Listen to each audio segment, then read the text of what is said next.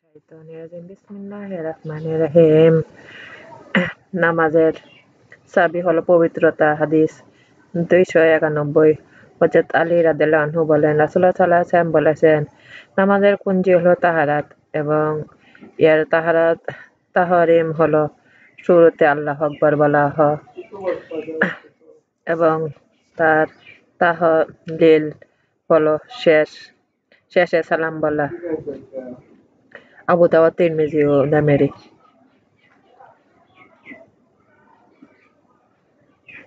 ঘুমানোর আগে ওযু করতে হয়। হাদিস 294। হযরত আলী রাদিয়াল্লাহু আনহু বলেন, রাসূলুল্লাহ সাল্লাল্লাহু আলাইহি ওয়াসাল্লাম বলেছেন, পিছনের দ্বারের ঢাকনা হলো চক্ষুদ্বয়, সুতরাং যে ব্যক্তি ঘুমাবে সে যেন ওযু করে। আবু দাউদ।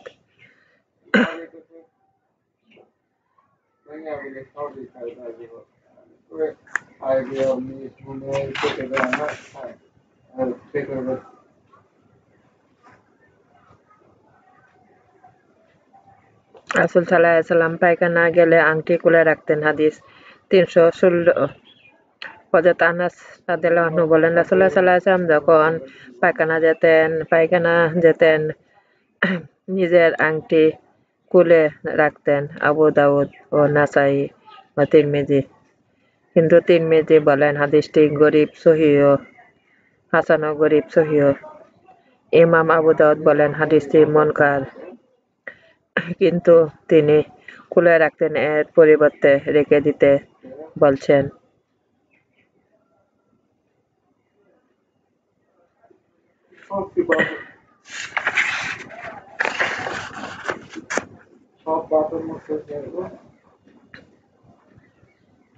পায়খানা হলো জিনদের আবাসস্থল। হযরত যায়েদ ইবনে আখরাম রাদিয়াল্লাহু আনহু বলেন, রাসূলুল্লাহ সাল্লাল্লাহু আলাইহি ওয়াসাল্লাম বলেছেন, পায়খানার স্থানসমূহই হচ্ছে জিনদের উপস্থিতির স্থান। সুতরাং তোমাদের কেউ যখন পায়খানা যাবে তখন সে যেন বলে, হে আল্লাহ, আমি তোমার কাছে নর ও শয়তান থেকে পানাহ চাচ্ছি। আবু দাউদ, ইবনে মাজাহ। দাঁড়িয়ে প্রস্রাব করা জায়েজ নয়। হাদিস 336।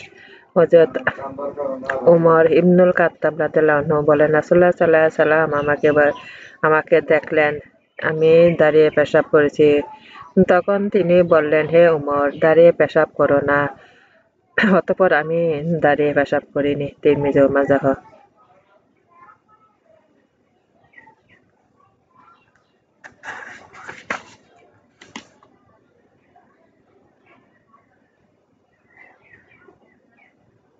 রাসূলুল্লাহ সাল্লাল্লাহু আলাইহি ওয়াসাল্লাম মিছাকের প্রতি বেশি গুরুত্ব দিয়েছেন।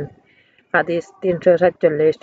হযরত আবু হুরায়রা রাদিয়াল্লাহু আনহু বলেন, রাসূলুল্লাহ সাল্লাল্লাহু আলাইহি ওয়াসাল্লাম বলেছেন, যদি না আমার উম্মতের কষ্ট ফেলবে মনে করতাম তাহলে তাদেরকে হুকুম করতাম এশার নামাজ বিলম্ব পড়তে এবং প্রত্যেক নামাজের সময় মিছাক করতে। বুখারী ও মুসলিম। তাহাজ্জুদের আগে মিছাক করতে হয়। হাদিস 3049। হযরত হুযায়ফা রাদিয়াল্লাহু আনহু বলেন, রাসূলুল্লাহ সাল্লাল্লাহু আলাইহি ওয়াসাল্লাম যখন রাতে তাহাজ্জুদের জন্য উঠতেন প্রথম মিছাক দ্বারা নিজের মুখ পরিষ্কার করতেন। বুখারী ও মুসলিম। মিছাক করলে আল্লাহ খুশি হন। হাদিস 351। হযরত আয়েশা রাদিয়াল্লাহু আনহা বলেন, রাসূলুল্লাহ সাল্লাল্লাহু আলাইহি ওয়াসাল্লাম বলেছেন, মিছাক হলো মুখ পরিষ্কারকারী এবং আল্লাহ সন্তুষ্ট লাভের উপায়।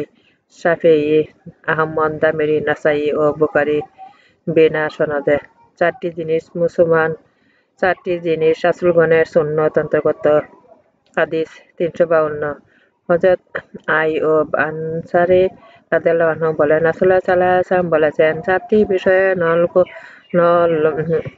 রাসূলগণের সুন্নতের অন্তর্ভুক্ত: লজ্জা করা এবং অন্য এক রাতে স্থলে না করা, সুগন্ধি ব্যবহার করা, মিছাক করা, বিবাহ করা। তিরমিজি।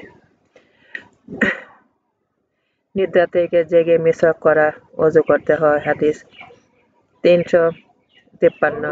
হযরত আয়েশা রাদিয়াল্লাহু আনহা বলেন, রাসূলুল্লাহ সাল্লাল্লাহু আলাইহি ওয়াসাল্লাম যখন নিদ্রা যেতেন রাতে কিংবা দিনে অতঃপর জাগার পর তখনই মিছাক করতেন ওযু করার আগেই। আহমদ ও আবু দাউদ।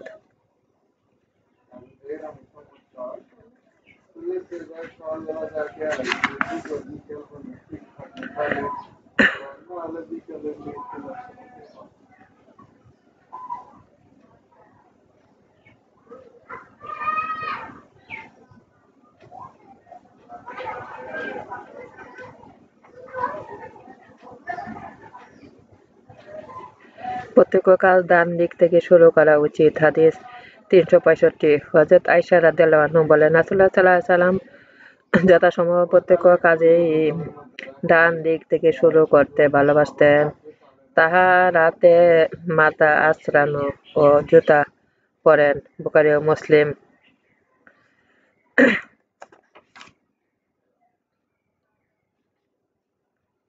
ওযু করলে পায়ের আঙ্গুলকে লাল করতে হয়। হাদিস 373। হযরত মুস্তাওরিদ ইবনে সাদ্দাদ রাদিয়াল্লাহু আনহু বলেন, আমি দেখি রাসূলুল্লাহ সাল্লাল্লাহু আলাইহি ওয়াসাল্লাম যখন ওযু করতেন, বাম হাতের ছোট আঙ্গুলগুলি দিয়ে দুই পায়ের আঙ্গুলসমূহকে মলাতেন। তিরমিজি, আবু দাউদ ও ইবনে মাজাহ। সাহাবাগণ রাসূলুল্লাহ সাল্লাল্লাহু আলাইহি ওয়াসাল্লাম এর মতো ওযু করতেন। হাদিস 377। তাবে হযরত আবদে কায়ের রাদিয়াল্লাহু আনহু বলেন, আমরা বসে হযরত আলীর দিকে তাকিয়েছিলাম, তখন তিনি ওযু করছিলেন। তিনি ডান হাতে পানির উপর প্রবেশ করলেন এবং মুখ দিয়ে কুলি করলেন এবং নাকে পানি দিলেন। অতঃপর বাম হাত দিয়ে ঝাড়লেন। এরূপ তিনি 3 বার করলেন। অতঃপর বললেন, যদি কেউ রাসূলুল্লাহ সাল্লাল্লাহু আলাইহি ওয়াসাল্লাম এর ওযু দেখে আনন্দ লাভ করতে চায়, তবে দেখুক এটাই ছিল তার ওযু তামিরি।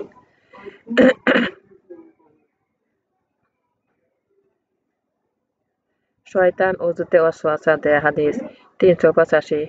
হযরত উবাই ইবনে কাবাব রাদিয়াল্লাহু আনহু রাসূলুল্লাহ সাল্লাল্লাহু আলাইহি ওয়াসাল্লাম থেকে বর্ণনা করেছেন, তিনি বলেছেন, ওযুর মধ্যে ওয়াসওয়াসা দেওয়ার জন্য একটি শয়তান রয়েছে, যাকে বলা হয় ওলাহান। সুতরাং পানি ওয়াসওয়াসা থেকে সতর্ক থাকবে। তিরমিজি ও ইবনে মাজাহ।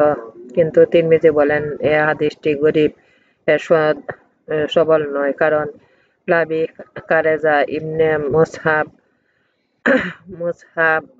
মুজাদ্দেসিনের কাছে সবল নয়, অথচ তিনি এছাড়া এ হাদিসকেও মারুফ সূত্রে বর্ণনা করেননি।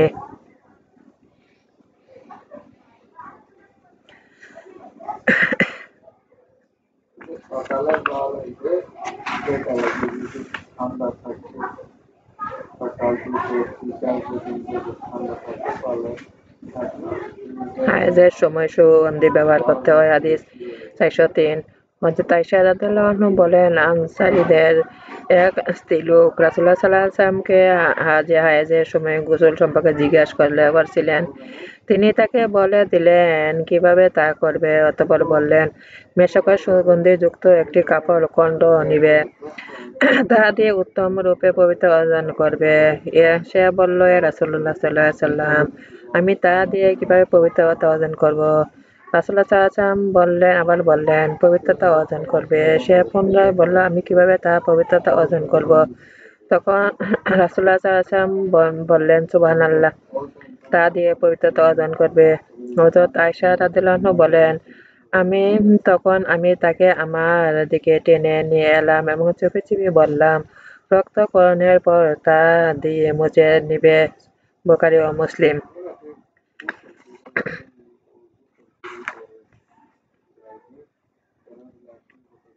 সহবাস করলে গোসল ফরজ। হাদিস 412।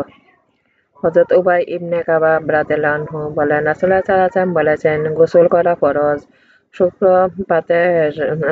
পাতের দরু নয়। এ অনুমতি ইসলামের প্রথম দিকে ছিল, অতঃপর এটা থেকে নিষেধ করা হয়েছে। তিরমিজি ও আবু দাউদ তামিরি। 4 কারণে গোসল করা যায়। হাদিস 418। হযরত আয়েশা রাদিয়াল্লাহু আনহা থেকে বর্ণিত, রাসূলুল্লাহ সাল্লাল্লাহু আলাইহি ওয়াসাল্লাম 4 কারণে গোসল করতেন: নাপাকির কারণে, জুম্মার দিন, শিঙ্গা লাগার কারণে, মুরদার গোসলদানের কারণে। আবু দাউদ।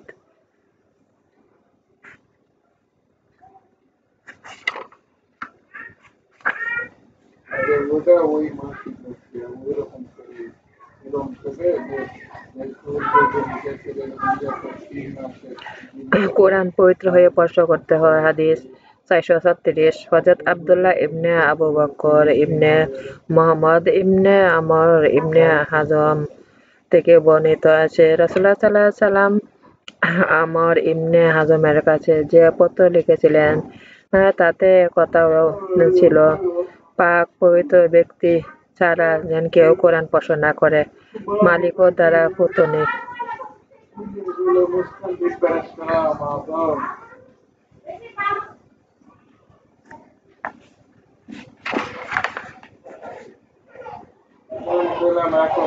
রাসূলুল্লাহ সাল্লাল্লাহু আলাইহি ওয়াসাল্লাম বদ্ধ পানিতে প্রস্রাব করতে নিষেধ করেছেন। হাদিস 4044।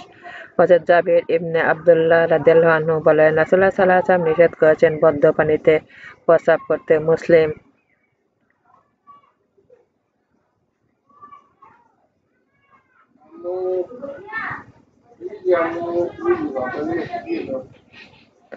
পানি 2 কুল্লা পর্যন্ত থাকলে নাপাক হয় না। হাদিস 447। হযরত ইবনে ওমর রাদিয়াল্লাহু আনহু বলেন, একদিন রাসূলুল্লাহ সাল্লাল্লাহু আলাইহি ওয়াসাল্লামকে জিজ্ঞেস করা হলো সে পানি সম্পর্কে যা মাঠে বিয়াবানে থাকে তার, আর পরপর তাতে নানা ধরনের বন্য জীব-জন্তু, হিংস্র প্রাণী, হিংস্র পশু এসে থাকে। উত্তরে তিনি বললেন, পানি যখন 2 কুল্লা পরিমাণ তখন তা নাপাক হয় না। আহমদ, আবু দাউদ, তিরমিজি, নাসাই, দামেরি ও ইবনে মাজাহ। সাগরের লোনা পানি পাক। হাদিস 449। হযরত আবু হুরায়রা রাদিয়াল্লাহু আনহু বলেন, এক ব্যক্তি রাসূলুল্লাহ সাল্লাল্লাহু আলাইহি ওয়াসাল্লামকে জিজ্ঞাসা করলেন, হে রাসূলুল্লাহ, আমরা সাগরে সওয়ার করি এবং সাথে সামান্য পানি নিয়ে যাই। যদি আমরা তা দিয়ে ওযু করি তা পিপাসা পতিত হই, এমন অবস্থায় আমরা সাগরের লোনা পানি দিয়ে ওযু করতে পারি কিনা?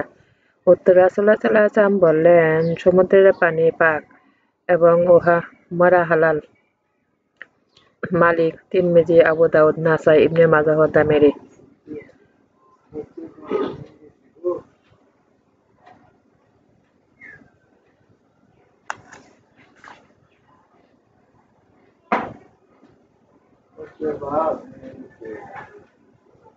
কুকুরে কোনো পাত্রে মুখ দিলে তা 7 বার ধৌত করতে হয়। হাদিস 460।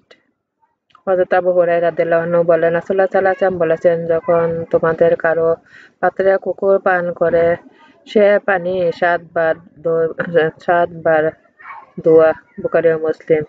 কিন্তু মুসলিম অপর এক বর্ণনা আছে, তিনি বলেছেন, তোমাদের কারো পাত্রের পবিত্রতা লাভ করা হলো যখন তাতে কুকুর মুখ দেয়, তাকে 7 বার ধোয়া এবং প্রত্যেকবারে মাটি দিয়ে।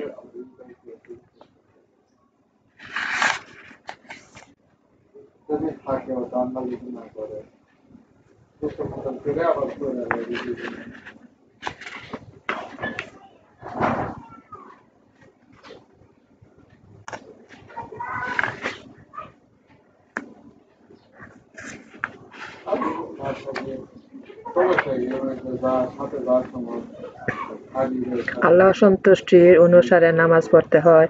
হাদিস 524। হযরত উবাইদা ইবনে সামিত রাদিয়াল্লাহু আনহু বলেন, রাসূলুল্লাহ সাল্লাল্লাহু আলাইহি ওয়াসাল্লাম বলেছেন, 5টি নামাজ আল্লাহ তাদেরকে ফরজ করেছেন। যে ব্যক্তি তার জন্য উত্তম রূপে ওযু করবে এবং ঠিক সময় নামাজ আদায় করবে এবং নামাজের রুকনসমূহ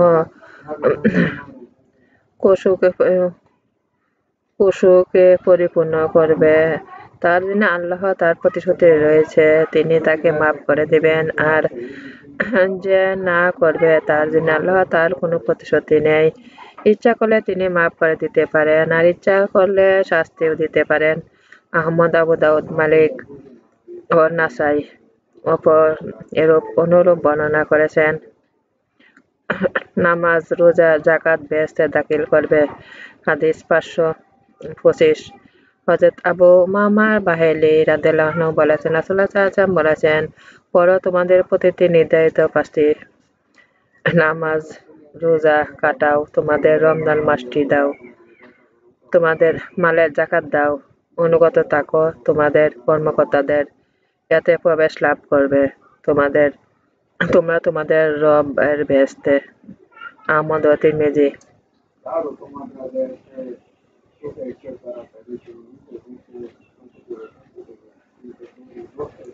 সন্তান 7 বছর হলে নামাজের আদেশ করতে হয়। হাদিস 526 হযরত আমর ইবনে সুয়াবয় তার পিতার মাধ্যমে তার দাদা হতে বর্ণনা করেন যে তিনি বলেছেন, রাসূলুল্লাহ সাল্লাল্লাহু আলাইহি ওয়াসাল্লাম বলেছেন, তোমাদের সন্তানদেরকে নামাজের জন্য আদেশ করবে যখন তারা 7 বছর পৌঁছাবে, আর এর জন্য মারবে তখন তারা 10 বছর উপনীত হবে। এ তাদের শোয়ার স্থান পৃথক করে দিবে। আবু দাউদ শরহে সুন্নাহ এমনই রয়েছে, কিন্তু মাসাবি হতে সাবুরাহ ইবনে মাবদ হতে বর্ণিত হয়েছে।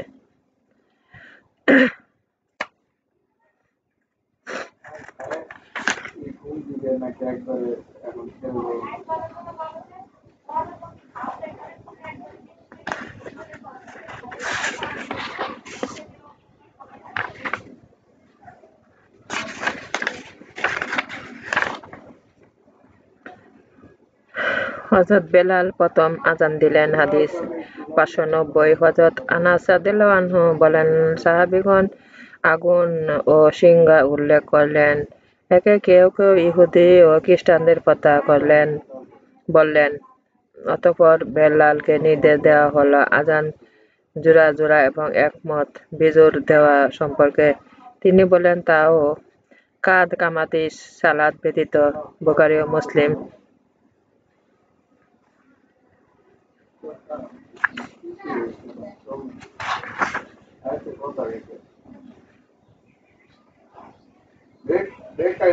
দীর্ঘ স্বরে ধীরে ধীরে আযান দিতে হয়। হাদিস 596 হযরত জাবের রাদিয়াল্লাহু আনহু বলেন, রাসূলুল্লাহ সাল্লাল্লাহু আলাইহি ওয়াসাল্লাম বেলালকে বললেন, যখন আযান দিবে ধীরে ধীরে দীর্ঘ স্বরে দিবে, যখন একমত বলবে তাড়াতাড়ি অনুচ্চ স্বরে বলবে এবং আযান দিবে একমতের মধ্যে পরিমাণ সময় রাখবে, যাতে খাওয়ার হাজতি আর তার খাওয়ার হতে, পানের হাজতি তার পান হতে এবং পায়খানা প্রস্রাব হাজতি যখন তার হাজত পূরণ করতে গিয়েছে তার হাজত হতে অগ্রসর করে গ্রহণ করে সারে, এবং তোমাদের নামাজের জন্য দাঁড়াবে না যে পর্যন্ত না আমাকে দেখো। তিরমিজি।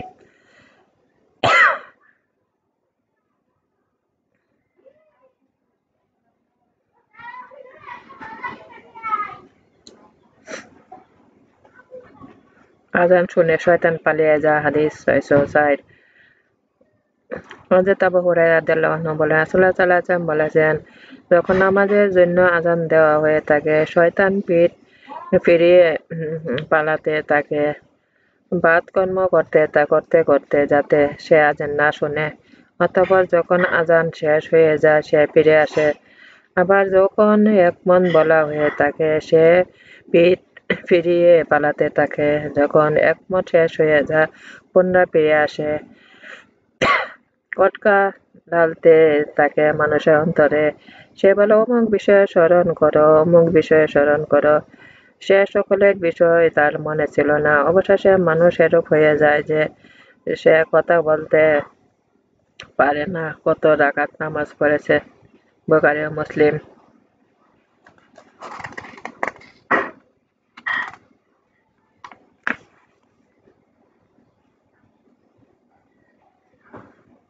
ইমাম নামাজের জামিনদার।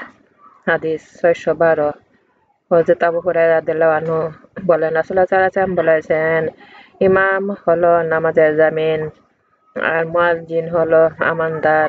আল্লাহ, তুমি ইমামদের ঠিক পথে চালাও এবং মুয়াজ্জিনকে মাফ করে দাও। আহমদ, আবু দাউদ, তিরমিজি, শাফিঈ অপর রিওয়ায়াতে মাসাবি একই শব্দের সাথে 7 বছর আযান দিলে তার জন্য দুজক হারাম। হাদিস 613 হযরত আব্দুল্লাহ ইবনে আব্বাস রাদিয়াল্লাহু আনহু বলেন, রাসূলুল্লাহ সাল্লাল্লাহু আলাইহি ওয়াসাল্লাম বলেছেন, যে ব্যক্তি সওয়াবের নিয়তে 7 বছর আযান দিবে তার জন্য দুজকের আগুন থেকে মুক্তি নির্ধারিত। তিরমিজি, আবু দাউদ ও ইবনে মাজাহ। মুয়াজ্জিনের গুনাহ ক্ষমা করা হবে। হাদিস 616 হযরত আবু হুরায়রা রাদিয়াল্লাহু আনহু বলেন, রাসূলুল্লাহ সাল্লাল্লাহু আলাইহি ওয়াসাল্লাম বলেছেন, মুয়াজ্জিন তাকে মাফ করে দেওয়া হবে তার আওয়াজের শেষ রেশটুকু পর্যন্ত। তার জন্য সাক্ষ্য দিবে প্রত্যেক সজীব ও নির্জীব। আর যে নামাজে উপস্থিত হবে তার জন্য 5টি নামাজের সওয়াব লেখা হবে, মাফ করা হবে তা উভয়ের নামাজ মধ্যকার গুনাহ। আহমদ ও আবু দাউদ ইজমে মাযহ। কিন্তু নাসাই বর্ণনা করেছেন প্রত্যেক সজীব ও নির্জীব পর্যন্ত তারা। অতঃপর বলেছেন তার জন্য রয়েছে যারা নামাজ পড়েছে তাদের সওয়াবের পরিমাণ।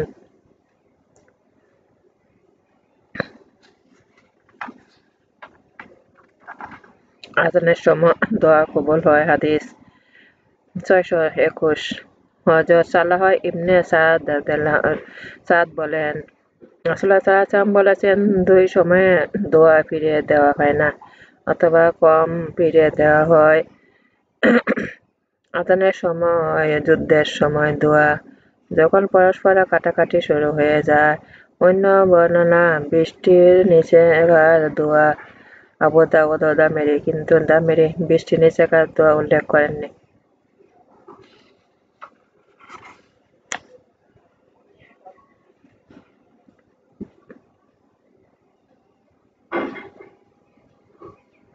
মাগরিবে আজানের পর দোয়া করতে হয়। হাদিস 628। হযরত ইবনে ওমর রাদিয়াল্লাহু আনহু আমাদেরকে আদেশ করা হতো মাগরিবের আজানের সময় দোয়া করতে। বাইহাকী দাওয়াত কবিরে।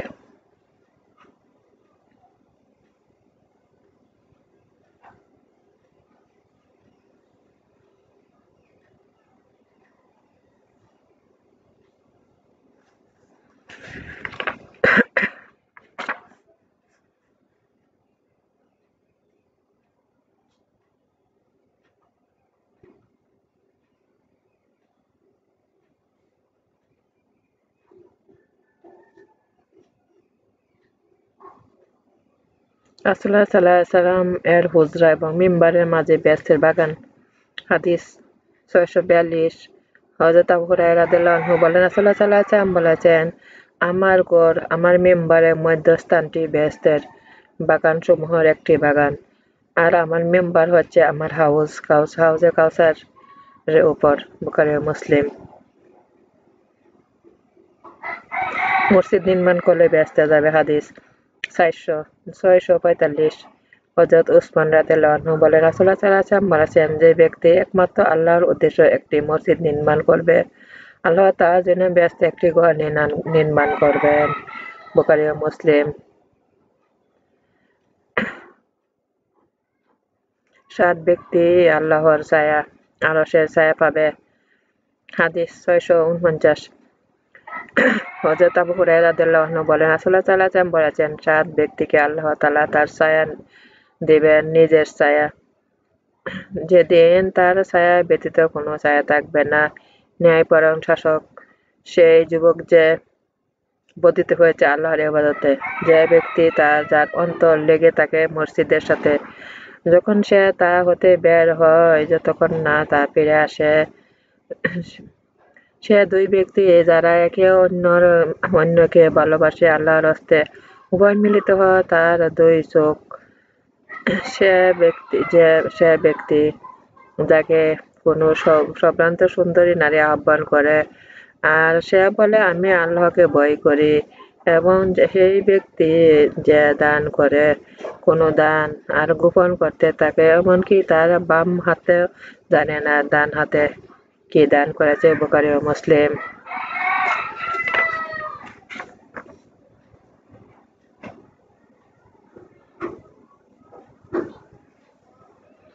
দুর্গন্ধ কিছুকে মসজিদে প্রবেশ নিষেধ। হাদিস 655।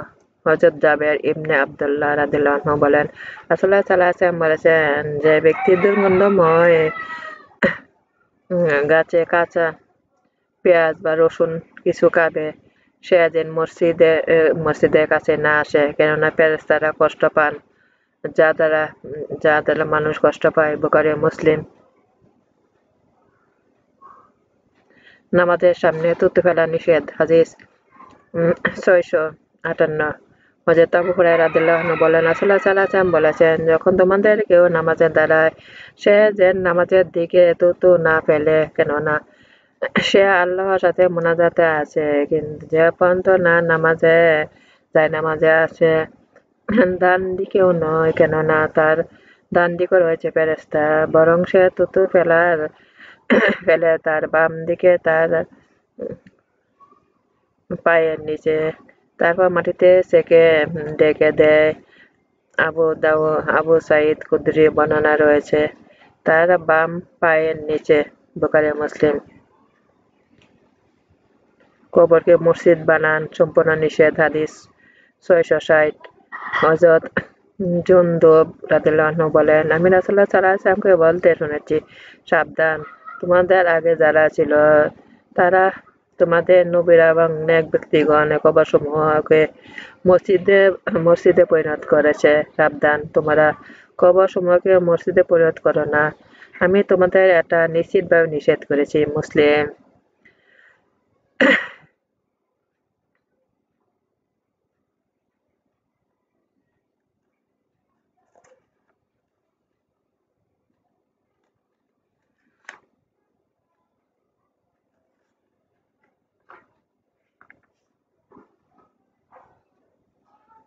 তিন ব্যক্তি আল্লাহর দায়িত্ব যাবে। হাদিস ৬৭২। হযরত উমামা রাদিয়াল্লাহু আনহু বলেন, রাসূলুল্লাহ সাল্লাল্লাহু আলাইহি ওয়াসাল্লাম বলেছেন, তিন ব্যক্তি যারা সকলে আল্লাহ দায়িত্বে রয়েছে। যে ব্যক্তি আল্লাহর রাস্তায় যুদ্ধ বের হয়, সে ব্যক্তি আল্লাহর দায়িত্বে রয়েছে। যে পর্যন্ত না সে আল্লাহ উঠিয়ে নেন, বেহেশতে দাখিল করেন অথবা ফিরিয়ে আনেন, সে যুদ্ধ, সে সওয়াব বা মালে গনিমত লাভ করেছে। তার সাথে যে মসজিদে গমন করেছে, সে আল্লাহর দায়িত্বে রয়েছে। যে সালাম সহকারে নিজের ঘরে প্রবেশ করে, সে আল্লাহর দায়িত্বে রয়েছে। আবু দাউদ।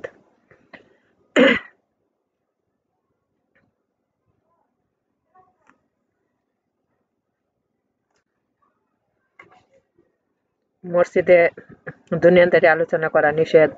হাদিস ৬৮৬।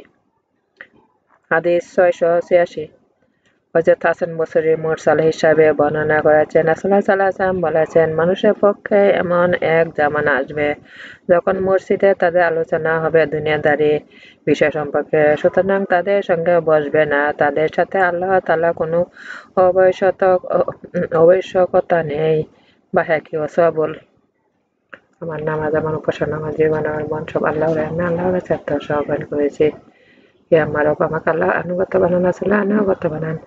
আল্লাহর উপদেশ পালন করতে শক্তি দান করুন, আখিরাতে কল্যাণ দান করুন, দুনিয়া আখিরাতে কল্যাণ দান করুন, দোজখের অগ্নি হতে আমাদের রক্ষা করুন। আমার প্রিয় নবী হযরত মুহাম্মদ সাল্লাল্লাহু আলাইহি ওয়াসাল্লামের আমাদের জীবনের গুনাহ মাফ করুন। কল্যাণ হাতে আমাকে বের করুন, কল্যাণের সাথে আমাকে দাখিল করুন। আপনার সাহায্য শক্তি আমাদের দান করুন। আমার ভিডিওগুলো আপনি একটু বেশি করে শেয়ার করুন, বেশি করে সাবস্ক্রাইব করুন।